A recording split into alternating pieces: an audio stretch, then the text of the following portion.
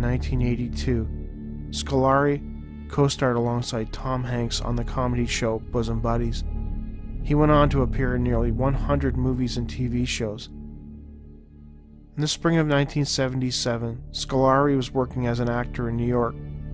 He lived in a small apartment with his cat, Mortis.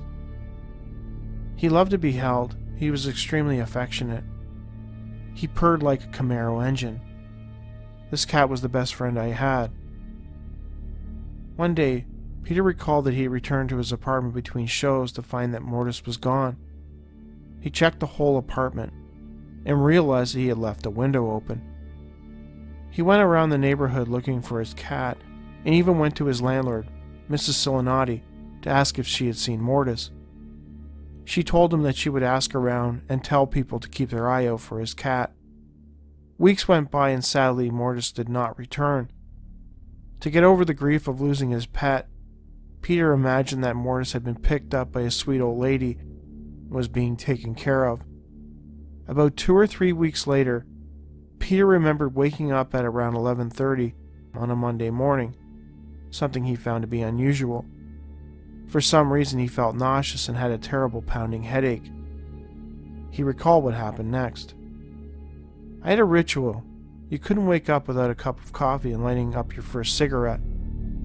So I got up and walked into the kitchen area with a cigarette in my hand. I had those old wooden kitchen stick matches. I took a match out of the box and I was about to light up the cigarette. Suddenly I heard meowing and I looked and saw Mortis. Peter recalled that his cat was perched on the hallway table meowing and pawing at him. There's my cat. He's looking at me and he's meowing and calling to me. I was so excited. I was so excited. So I put my cigarette and matches down. I didn't light up. As Peter made his way over to his cat, the door to his apartment burst open. Firemen rushed in and ordered him to get out of the building. I can't fathom for the life of me what's going on. So I go to get Mortis, but he was nowhere to be found. When Peter went outside, he observed firemen running about. His neighbor was on a stretcher with an oxygen mask on his face.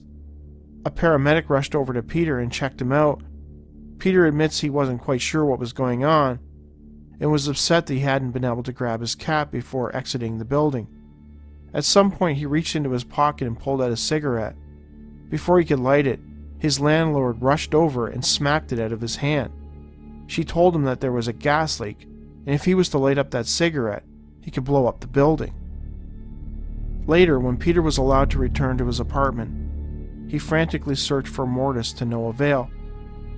The very next day, his landlord, Mrs. Scolari, knocked on his door telling him that her friend Lena had seen a cat that looked like Mortis get hit by a car. She had called the pet hospital, who came and retrieved the injured cat. This happened just one day earlier. When Peter arrived at the hospital, he was told by the staff that the cat had sustained serious internal injuries and had died sometime between 9 and 9:15 a.m. That night I realized the significance of what the hospital staff had shared with me, that he was gone from this world at 9:30 that Monday morning. I hadn't even gotten out of bed until 11:30. So he was gone when I saw him, you see. He had died. It sounds kind of corny, but I think he had hung around the planet just a little bit longer, because I was going to light my cigarette, and my kitchen would have exploded, and I would have exploded inside of it. I know what I saw, and I will never doubt that this spirit, this animal, Mortis, my cat, my buddy, saved my life. No one will ever be able to convince me of anything else.